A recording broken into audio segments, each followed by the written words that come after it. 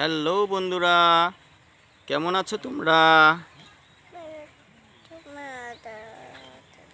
আমার মেয়ে আপনাদের বলতেছে কেমন আছো তোমরা, বলো। ঈদ মোবারক। প্রিয় বন্ধুরা, সকাল থেকে দেখো আমাদের মামনিটার কোনো ভিডিও দেওয়া হয়নি। ও একটু আগে পড়ে গেছে,